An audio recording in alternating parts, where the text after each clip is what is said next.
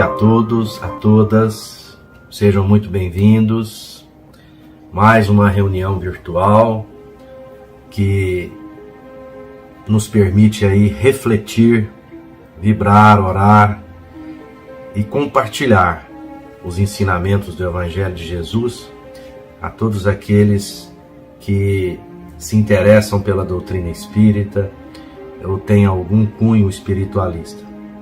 Desejo a todos muita luz, muita paz em seus corações. Nós teremos nesta noite conosco a nossa querida amiga Rosana Manso. Muito obrigado, Rosana, mais uma vez. Que Deus a ilumine e abençoe a toda a sua família, a sua vida, para que você continue nessa empreitada, estudando, se dedicando a levar àqueles que a convidam o seu entendimento à luz do Evangelho de Jesus e da doutrina espírita. Então vamos elevar os nossos pensamentos, nos preparar para essa reunião da noite, pedindo a Deus, nosso Pai, rogando que derrame sobre nós muita luz, que permita que as forças do bem possam se conectar com todos nós nesse instante, para que possamos somar forças, encarnados e desencarnados, direcionando pensamentos de luz, pensamentos de fé, de esperança, de confiança a todos os irmãos que sofrem na Terra, sejam eles encarnados ou desencarnados. Que nesta noite, mais uma vez, nos seja permitido, por esses instantes que aqui passaremos juntos, abrir as nossas mentes e os nossos corações, para que esses conhecimentos que vamos receber nesta noite possam penetrar fundo o nosso íntimo, transformando o nosso jeito de entender as coisas, o nosso jeito de pensar, sabendo que também nós, todos nós, estamos caminhando, buscando ser melhores a cada dia, a cada minuto, a cada segundo. E que continuemos assim. Senhor Jesus, nós te rogamos paz para a humanidade, paz para esse planeta maravilhoso que nos abriga. E te rogamos, Senhor, que a tua luz esteja sempre conosco e que tu, Senhor, através dos teus representantes, abrace a humanidade nesse momento de dificuldade. E que assim seja.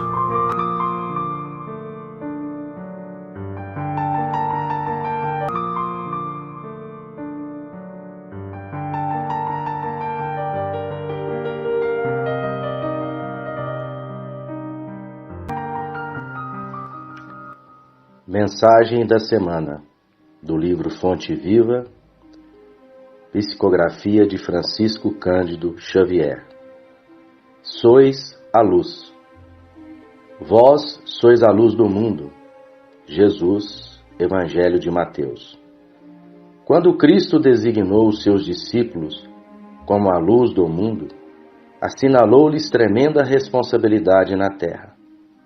A missão da luz é clarear caminhos, varrer sombras e salvar vidas. Missão essa que se desenvolve invariavelmente à custa do combustível que lhe serve de base. A chama da candeia gasta o óleo do pavio. A iluminação elétrica consome a força da usina. E a claridade, seja do sol ou do candelabro, é sempre mensagem de segurança e discernimento, reconforto e alegria, tranquilizando aqueles em torno dos quais resplandece. Se nos compenetramos, pois, da lição do Cristo, interessados em acompanhá-lo, é indispensável a nossa disposição de doar as nossas forças na atividade incessante do bem, para que a boa nova brilhe na senda de redenção para todos. Cristão sem espírito de sacrifício é lâmpada morta no santuário do Evangelho. Busquemos o Senhor, oferecendo aos outros o melhor de nós mesmos. Sigamo-lo auxiliando indistintamente. Não nos detenhamos em conflitos ou perquirições sem proveito. Vós sois a luz do mundo, exortou-nos o Mestre, e a luz não argumenta, mas sim esclarece e socorre, ajuda e ilumina. Emmanuel.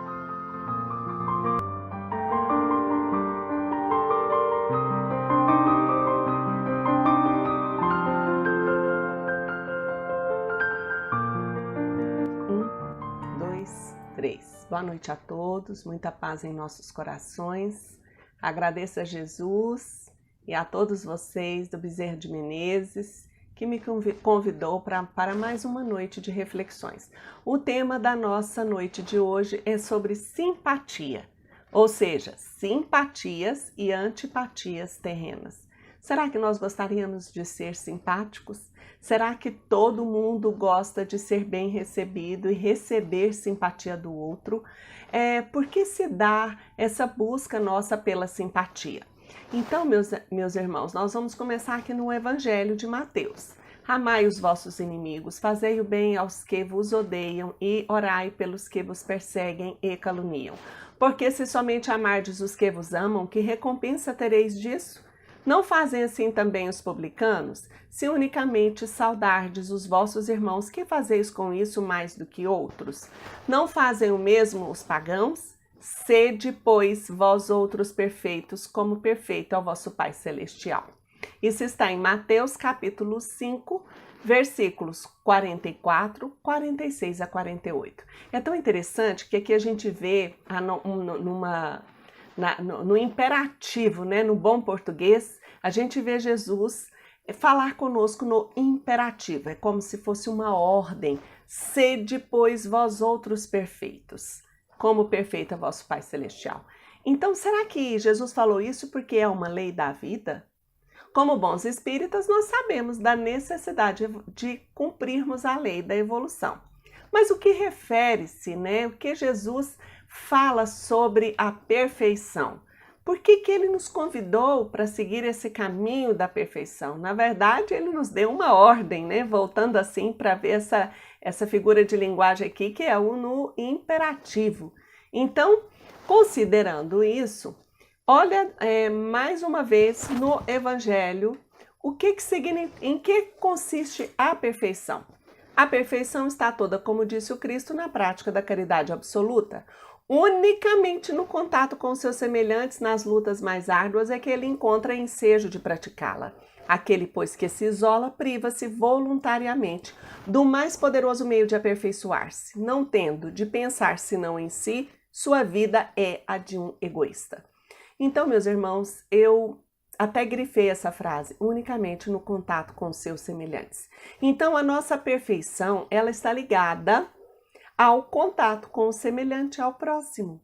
Nós sabemos que Jesus o tempo todo nos convidou para a prática da caridade, para o convívio, para ir ao encontro do outro. Isso é indiscutível dentro do Evangelho. Agora, é muito interessante que, caso a gente queira experimentar o contrário, ou seja, o isolamento, aí nós estaremos presos no egoísmo. E os espíritos nos alertam, né, que o egoísmo e o orgulho é a base de todos os vícios e da nossa desdita.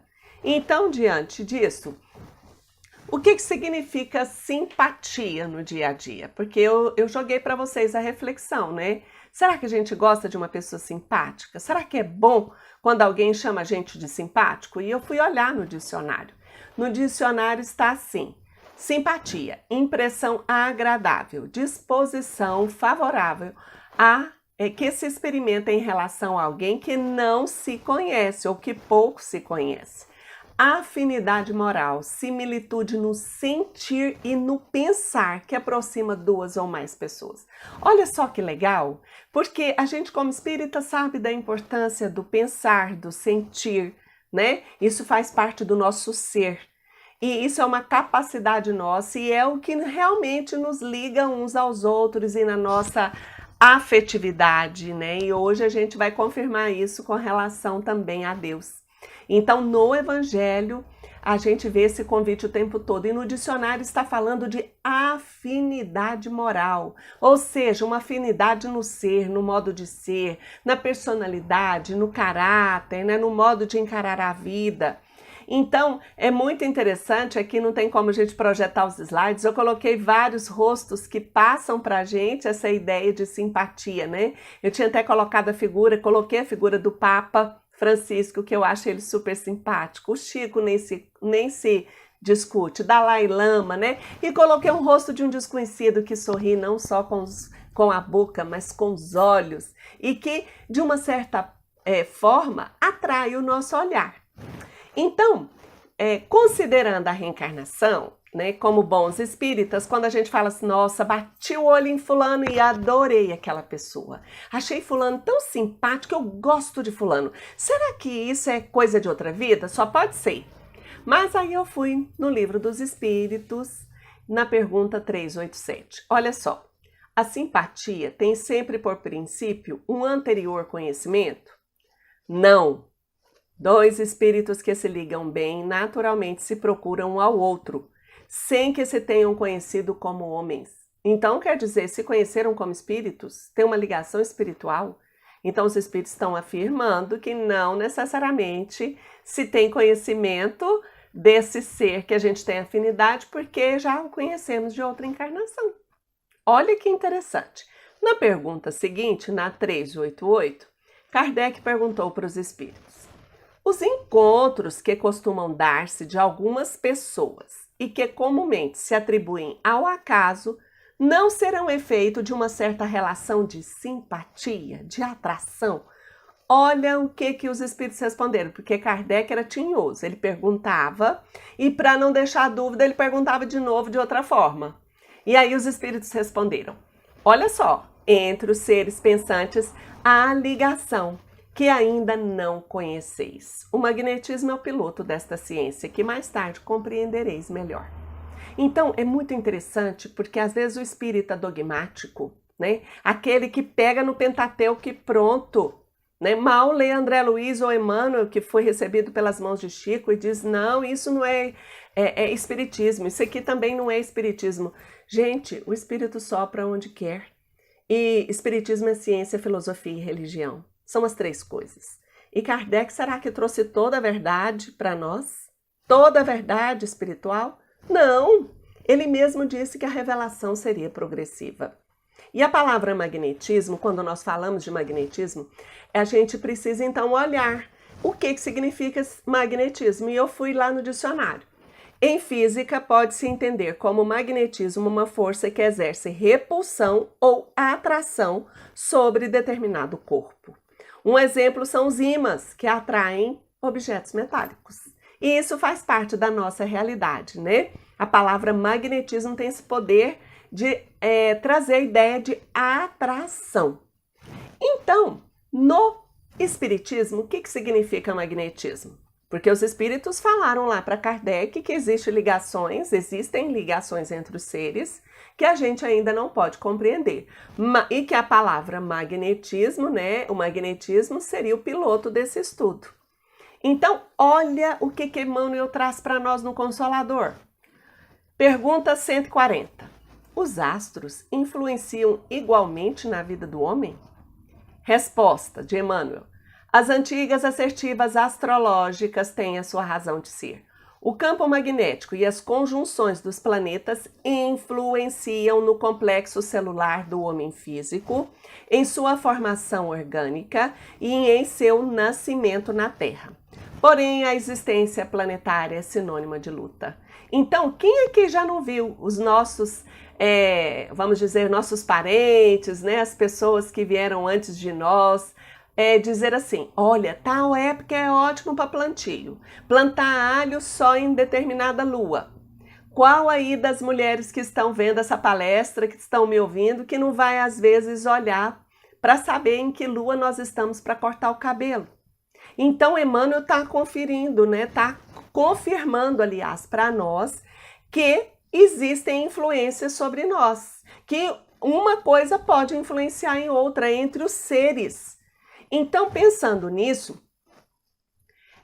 olhando sobre o magnetismo mais de perto, nós vamos descobrir que tem uma figura importantíssima no estudo do magnetismo, que é Mesmer. Por isso que o magnetismo é também conhecido como mesmerismo. Quem que é Mesmer? Mesmer, né? O nome dele era Franz Anton Mesmer. Ele nasceu no século XVIII, em 1744, na Suábia, que é uma região hoje, né, que é ocupada pela Alemanha. Para ele, magnetismo pode ser definido como a reciprocidade estabelecida entre duas criaturas vivas através do fluido magnético. Então, veja bem, a palavra fluido aparece demais no Espiritismo e a gente vai falar um pouquinho disso também. Para ele, né, o magnetismo animal, que é de um ser sobre o outro, foi utilizado em uma terapêutica pela primeira vez em 1773, numa enferma chamada Francisca. Ela tinha 29 anos, estava muito fraca, era amiga da família e, inclusive, amiga da família de Mozart.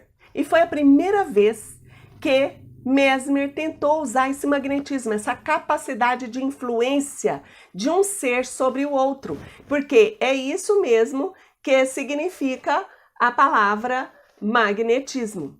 Então, meus amigos, considerando isso, a palavra magnetismo, nós vamos ver que Mesmer utilizou dessa maneira a primeira vez. E eu fui procurar também no dicionário sobre reciprocidade, porque ele disse que magnetismo é a reciprocidade estabelecida entre duas criaturas, né? Considerando o magnetismo animal. Porque se a gente for olhar também na natureza, existe o magnetismo das plantas, dos metais, né? Dos cristais. Quem aqui quando era criança não recebeu uma benzedura?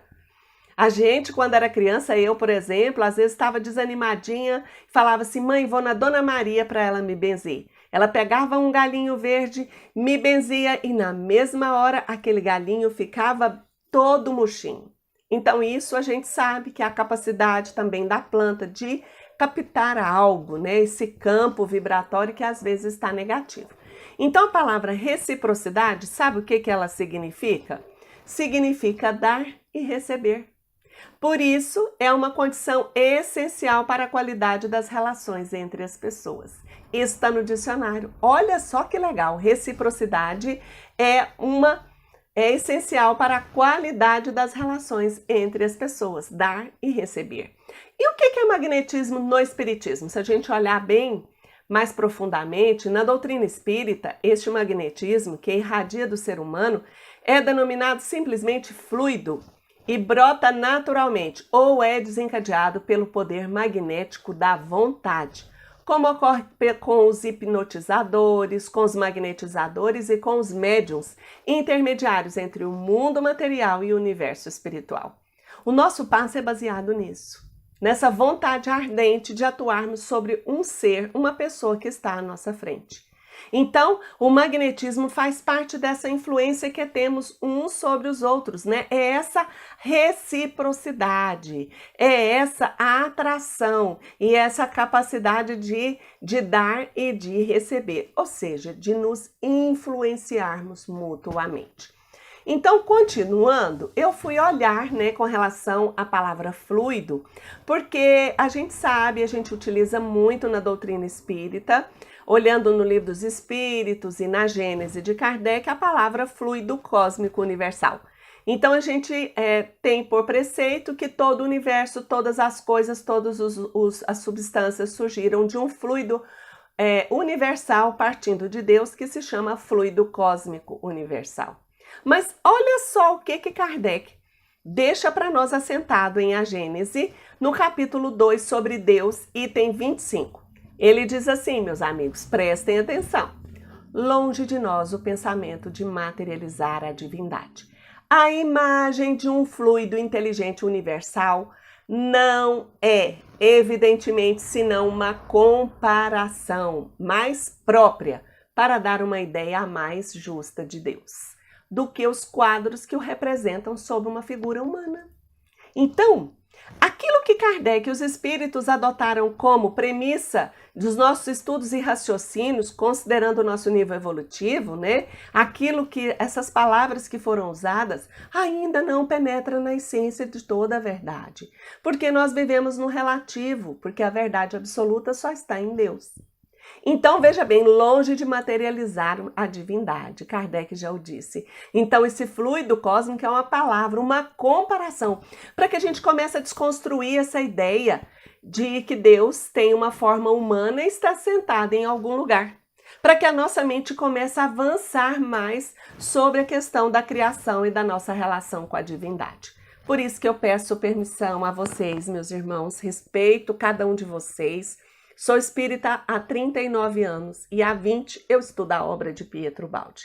Um filósofo e médium, antes de mais nada, um seguidor do Cristo, que foi convidado pelos espíritas para vir para o Brasil na década de 50, deu 100 palestras, voltou para a Itália e, a convite dos próprios espíritas, veio para morar no Brasil. Escreveu 10 obras lá e 14 aqui. E quem quiser ir na internet, procura lá para ver fotos dele com Chico.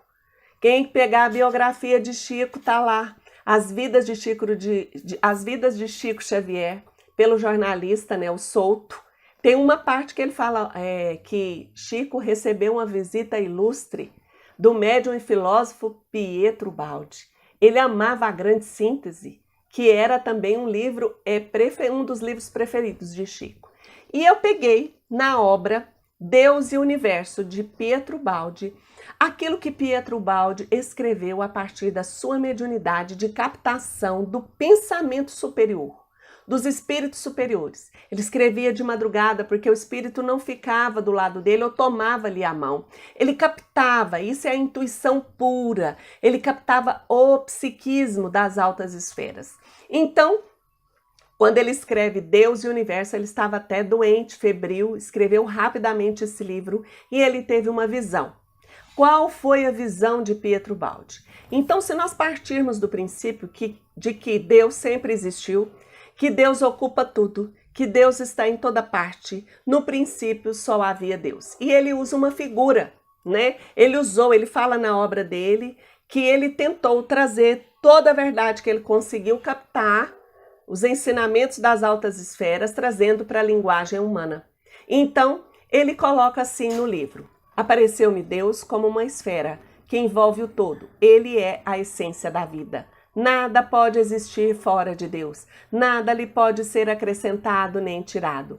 Neste processo, Deus multiplicou-se como que se dividindo num número infinito de seres e, no entanto, continuando uno.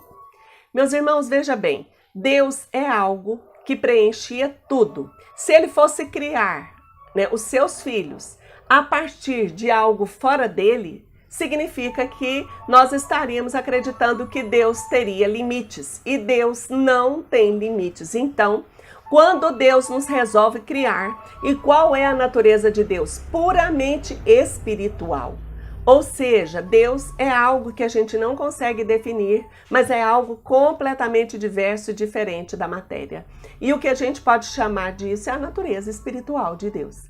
E se a gente utilizar uma só palavra para defini-lo, seria amor.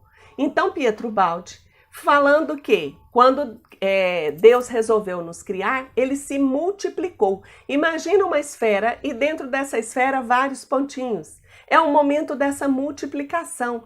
Nós fomos criados no seio divino, criados com a genética divina. Por quê? Filho de gato é gato, filho de cachorro é cachorro. E filho de Deus só pode ser Deus também. A criatura nunca é igual ao Criador. Mas nós recebemos duas forças, né, da vida do Criador. Deus e vida é a mesma coisa, que é o amor. Se nós temos o DNA divino, nós temos a capacidade de amar. E o egocentrismo, que não era egoísmo. Recebemos, consequentemente, a liberdade, porque o amor pressupõe a liberdade. Então, Deus se multiplica, né, em numerosos seres espirituais, que é a criatura, né, o ser espiritual que nós somos, né, centelhas divinas. Mas ele mostra na sua obra que a terça parte da criação, pela liberdade, né, deveria respeitar o outro. Nós fomos criados todos juntos e interligados como uma rede. Nós deveríamos dar, porque o amor se doa. E ao mesmo tempo teríamos uma força de atração chamada egocentrismo. Egocentrismo é essa capacidade de atrair para si. Assim como Deus seria o centro de toda essa criação primordial que o Balde chama de sistema, e ele nos atrairia por amor. Mas ele explica, né? E ele não viu tudo. A visão dele nos aproxima mais um pouquinho de alguns raciocínios para a gente tentar entender o nosso destino espiritual e a nossa origem espiritual. Mas ele diz assim, olha, em determinado momento a criatura, a terça parte da criação, né, esquecendo de expandir, vamos dizer, e atraindo mais do que expandindo, começou a causar uma desordem em si mesmo. Então todos aqueles seres que fizeram um movimento, né, exagerado do eu, começou a perder o contato com os outros. E assim, num movimento que a gente poderia imaginar como uma espiral, foi se fechando a consciência. E como Deus é infinito, não dá para sair fora de Deus, a terça parte da criação teria feito um movimento que na obra dele ele chama a queda do ser. Só que tudo que nós tínhamos na nossa alma não se perdeu, caiu no inconsciente. É por isso, meus amigos, que os espíritos responderam para Kardec, né? Quando Kardec perguntou onde está escrita a lei de Deus, eles responderam assim, secamente, na consciência. E eu sempre, estudando espiritismo, falava, gente, mas por que a gente não sabe da lei de Deus se está dentro da gente? Então, a evolução é justamente isso, abrir a nossa consciência nessa grande espiral evolutiva, expandindo a capacidade de amar. Nós somos filhos do amor, né? Recebemos esse dom divino e voltar para Deus é nos ligarmos novamente na realidade espiritual pura e verdadeira. Então aqui não é a minha intenção dar uma aula de queda para vocês, mas é dizer que muitos seres já perceberam muitas coisas e o Balde traz isso maravilhosamente escrito no livro Deus e Universo, no livro O Sistema, no livro Queda e Salvação. Então, companheiros, se nós somos filhos do amor, se nós temos a capacidade de amar e todo ser quer ser amado, né? Todo ser precisa descobrir que a maior frustração não é ser amado, é não saber, né? É ter esquecido como se ama. É ter esquecido essa capacidade de doar. E o Balde coloca no livro A Evolução do Amor, né? No livro A Grande Síntese, desculpe, no capítulo A Evolução do Amor, que é o capítulo 82, ele coloca assim, amor, impulso fundamental da vida, força de coesão que rege o universo, potência divina de eterna reconstrução. Encontrá-lo-emos sempre indestrutível, em formas infinitas, em todos os níveis do ser. Com este o amor subirá, sublimando-se até o paraíso dos santos. Então os santos, os místicos, os evoluídos, meus irmãos, eles têm uma expansão da consciência. Ou seja, eles começam a manifestar essa consciência divina que está sepultada, que está inconsciente da sua verdadeira natureza. É por isso que Jesus disse, brilha a vossa luz. É por isso que Jesus disse, o reino dos céus não está aqui nem acolá, mas está dentro de vós. Então, aprender a amar é reconstruir esse cimento que nos liga. Na verdade, esse magnetismo que nos atrai uns para os outros é amor. Mas como nós estamos adoecidos e fechamos com a queda, nós cultivamos o amor egoísta. A evolução é aprendermos o amor altruísta. O Espírito Hamed, no livro intitulado Um Modo de Entender, Uma Nova Forma de Viver, ele coloca num pedaço do livro dele assim, ó. Não obstante a nossa origem sagrada, sagrada por quê? Porque a gente veio de Deus. Muitos entraves nos prendem à ideia de separação da unicidade, da unidade cósmica. Unidade. Contrariando o que o Mestre nos ensinou ao afirmar que nesse dia compreendereis que estou em meu Pai, e vós em mim, e eu em vós. Que pedacinho é esse? Nesse dia compreendereis que estou eu em meu Pai, e vós em mim, e eu em vós. É da passagem de João, quando Jesus conversava com os apóstolos, e quando ele já estava prestes a partir, ele disse, dentro de pouco tempo o mundo não me verá mais. Entretanto, vós me vereis. E naquele dia entendereis que eu estou no meu Pai, e vós em mim, e eu em vós. Aquele que tem os meus mandamentos e obedece a eles, esse é o que me ama. E aquele que me ama será amado por meu Pai, e eu também o amarei e me revelarei a ele. Então, Deus se revela para nós, né? O Cristo se revela para nós quando nós saímos dessa superfície egóica, dessa consciência, né? Desse eu inferior, porque Hamed fala do eu inferior em que nós vivemos, e deixamos vibrar dentro de nós a nossa parte divina, que é o eu superior. Porque nós estamos todos interligados uns aos outros. A criação, ela foi única no seio de Deus. Mas é como se nós criássemos uma realidade agora ilusória de que o centro da vida somos nós. Quando nós afastamos de Deus e nos, vamos dizer, fechamos para Deus, surgiu o universo físico de matéria. Por isso que nós vivemos na matéria. A matéria surgiu por conta disso. Agora, o que nós precisamos fazer é abrir a nossa consciência, ir nos desapegando dessa forma egóica e, consequentemente, transformando toda a matéria também. A matéria evoluirá. Porque na pergunta 540 é bem claro, tudo se encadeia na natureza por laços que ainda não podeis compreender. Do átomo ao arcanjo que começou por ser átomo. E eu não trouxe aqui a pergunta, mas eu vou trazer no momento oportuno. Emmanuel fala que a evolução, ela pressupõe também um caminho para todos os seres, animados e inanimados. A nossa verdadeira condição é espiritual. Agora nós vivemos na dualidade, espírito, matéria, alto e baixo, esquerdo e direito, porque nós nos fragmentamos, saímos da unidade com os irmãos, né? Perdemos a conexão com os irmãos e com Deus, por isso que os espíritos falam em evolução. Só existe evolução da matéria para Deus, porque nós saímos de Deus e nos fechamos para Deus. A obra de Pietro Baldi é maravilhosa. Isso aqui é um convite para o que ele tem, e eu não estou obrigando ninguém a confiar no que eu estou falando ou acreditar, mas simplesmente a começar a pensar, ok? Então, Emmanuel é bem claro, né? No livro Pensamento e Vida, ele coloca assim: em qualquer providência e em qualquer opinião, somos sempre a soma de muitos. Expressamos milhares de criaturas e milhares de criaturas nos expressam.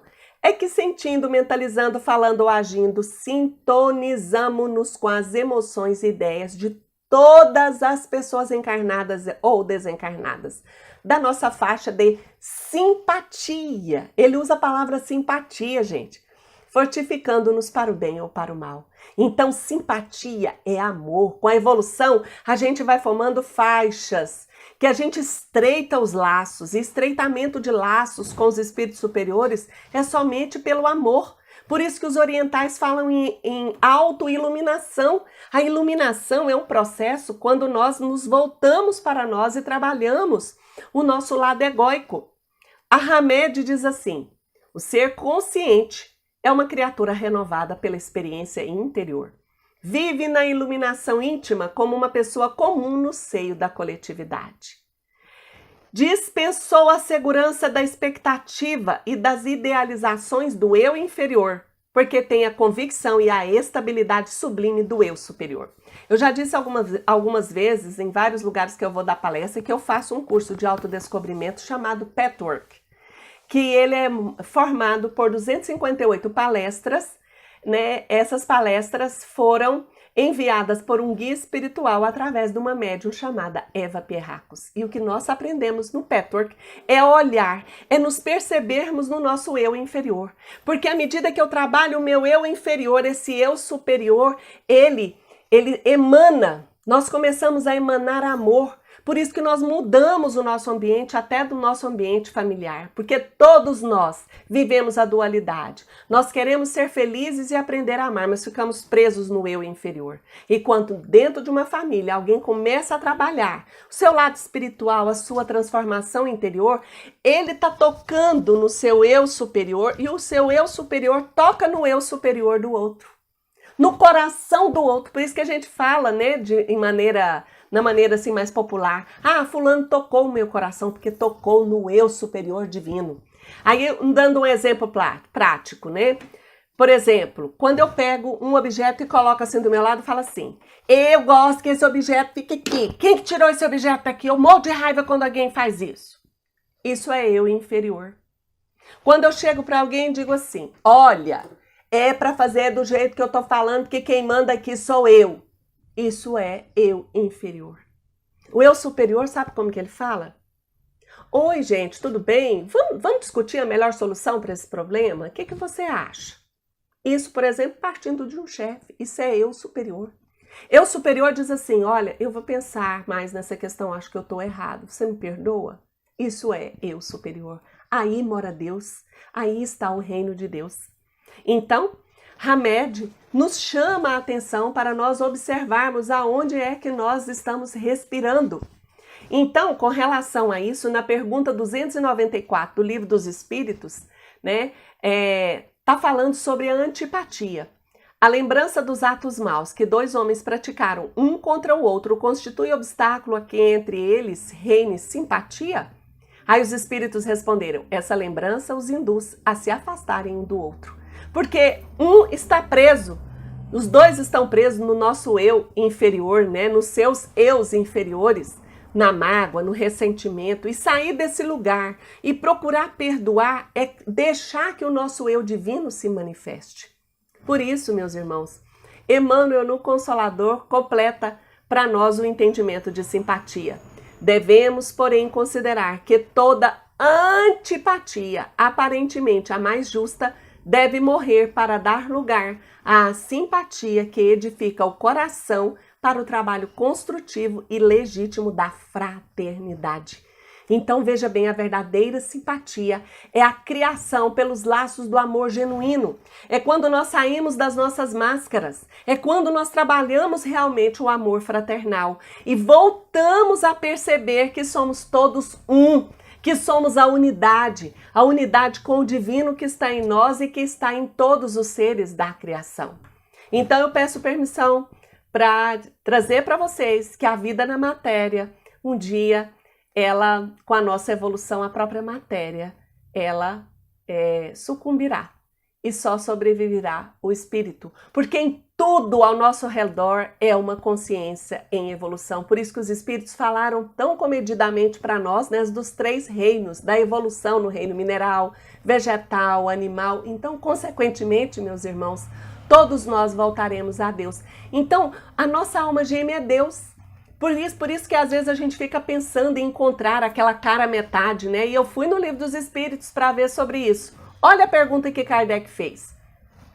As almas que devam unir-se estão desde suas origens predestinadas a essa união e cada um de nós tem, em alguma parte do universo, sua metade, a que fatalmente um dia reunirá?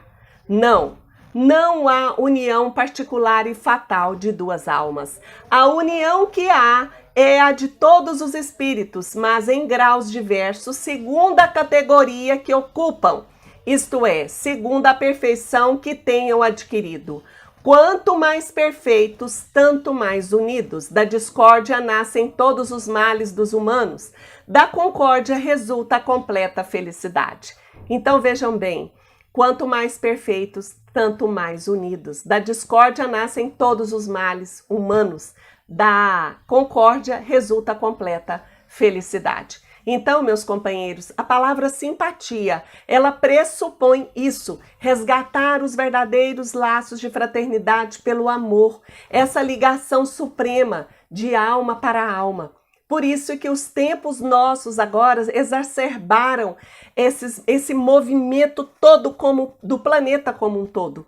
E na Gênese, para a gente finalizar, que meu tempo está esgotando, devendo a prática geral do Evangelho determinar grande melhora no estado moral dos homens, ela por isso mesmo trará o reinado do bem e acarretará a queda do mal. É, pois, o fim do mundo velho, do mundo governado pelos preconceitos, pelo orgulho, pelo egoísmo, pelo fanatismo, pela incredulidade, pela cupidez, por todas as paixões pecaminosas. Então, meus irmãos, é hora da gente perguntar, nós somos preconceituosos? Observe o mundo ao nosso redor. Não basta bater no peito e dizer que é espírita.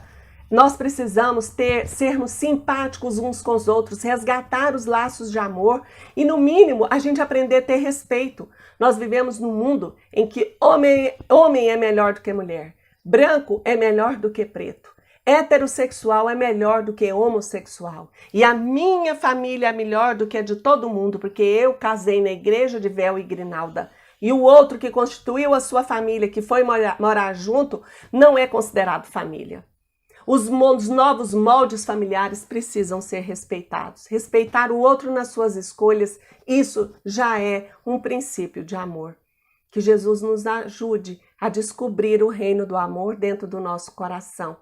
Que a gente aprenda que o amor surge a partir do nosso olhar para dentro de nós mesmos. Como Hamed disse, né? Não viveremos mais pelo mundo governado pelo nosso ego, pelo nosso eu inferior, mas buscando revelar para nós esse eu superior divino, onde mora o amor que Jesus aprendeu a ter.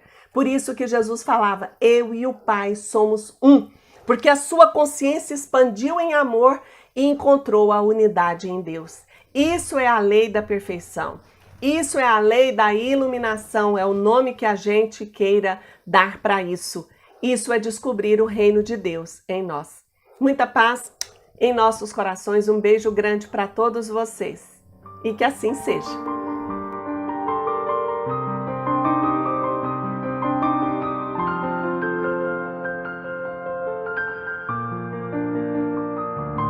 Boa noite, meus irmãos. Tudo bem? Espero que estejam todos passando muito bem. Então vamos para a última parte, a energização, vibrações, passe à distância e fluidificação da água. Como sempre, nós pedimos que cada um procure esvaziar a mente dos problemas, das correrias do dia a dia, das dificuldades que todos nós enfrentamos e que possam elevar os pensamentos a Mestre Jesus. Vamos fechando os nossos olhos.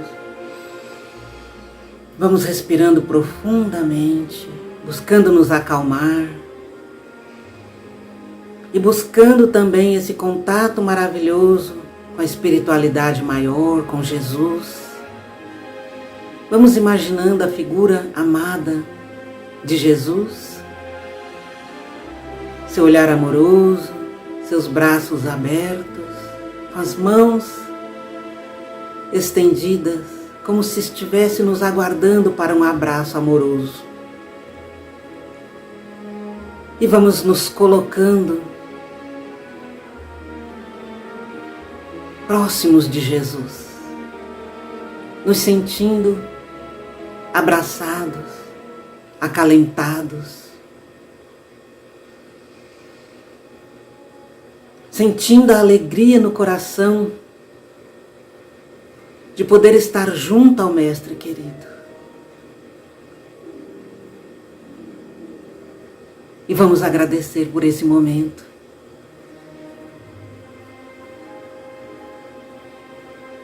Pois sabemos, porque Jesus nos deixou um ensinamento que diz que onde estivessem duas ou mais pessoas unidas em seu nome, que Ele ali estaria.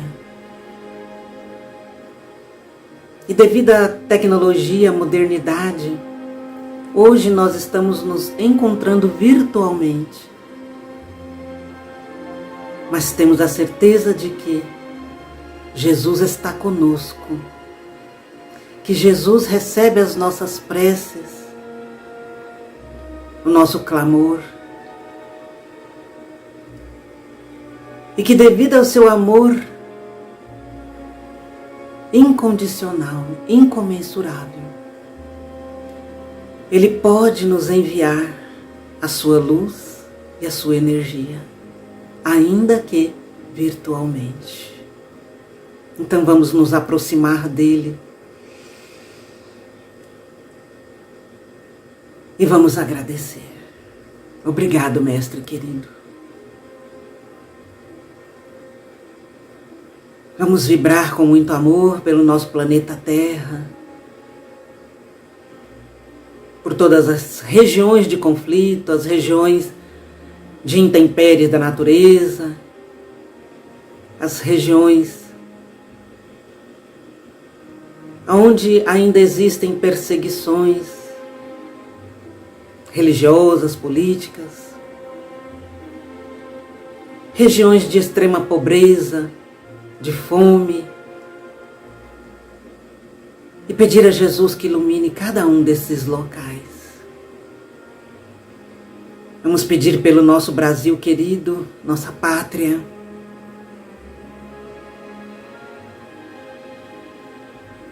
Pois sabemos que o nosso país tem uma missão a cumprir no futuro, de ser a pátria do Evangelho e o coração do mundo. E isso depende de nós. Depende do nosso coração para que o nosso país seja o coração do mundo. Que o nosso coração seja amoroso, cheio de luz, de energia.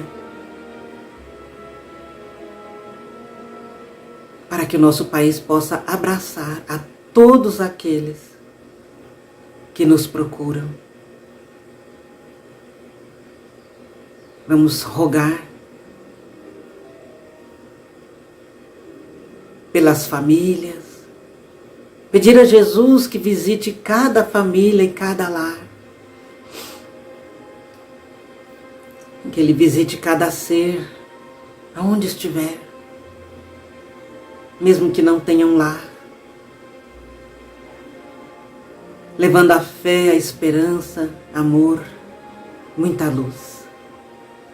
Vamos rogar ao Mestre querido e vamos vibrar por todos os nossos irmãos que estão em sofrimento, passando por provações, por dificuldades. Vamos vibrar por aqueles que perderam a fé, que estão sem um caminho a seguir, que se perderam. Aqueles que estão desanimados, em melancolia, em tristeza, depressão, para que Jesus os ilumine. Vamos rogar ao Mestre querido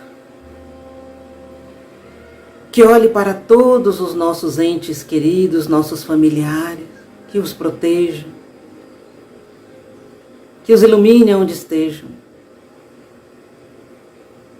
e rogar para que cada um deles também tenha essa oportunidade de conhecer a esse Mestre querido. Mestre, vamos te pedir pela nossa casa de oração, seus seguidores, aqueles que estão virtualmente conosco, os que estão presencialmente, rogar por todas as equipes de trabalho e pela nossa equipe espiritual. Vamos pedir ao nosso querido patrono, Dr. Bezerra de Menezes, que as suas falanges possam atender a todos os nossos irmãos.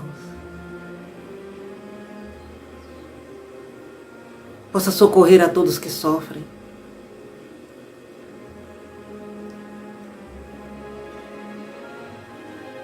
E que possam nos trazer muita luz. Senhor, te pedimos que o Senhor visite cada leito de hospital, de UTI, cada lugar onde haja uma pessoa com enfermidade, levando fé e esperança a cada um.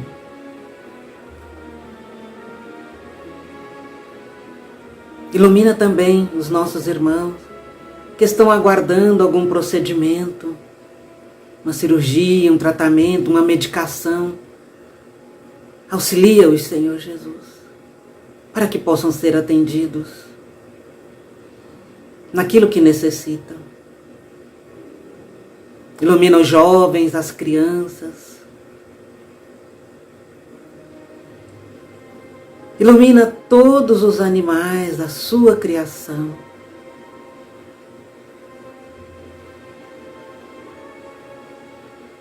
Ilumina a natureza que anda tão brava conosco.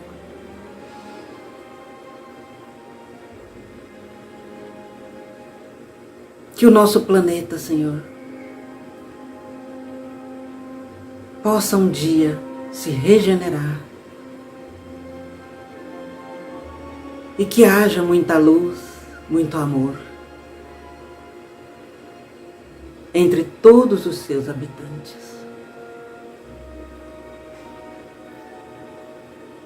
Ilumine e protege a cada um de nós que aqui estamos, nesse passe à distância, nessas vibrações, para que também nós possamos te sentir plenamente, para que possamos receber uma chuva de bênçãos nesse momento, nesse passe, para que possamos sentir no nosso coração a alegria de estar contigo, Senhor Jesus, para que possamos sentir essa vibração maravilhosa quando confiamos em Ti, quando depositamos todas as nossas esperanças no Teu amor. Autoriza a fluidificação da água, Senhor, para que ali seja depositado todo o medicamento que nós necessitamos, seja físico, seja espiritual.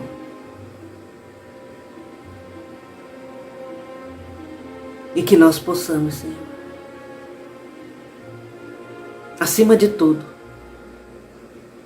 trabalhar intimamente na nossa reforma íntima, como o Senhor nos pede.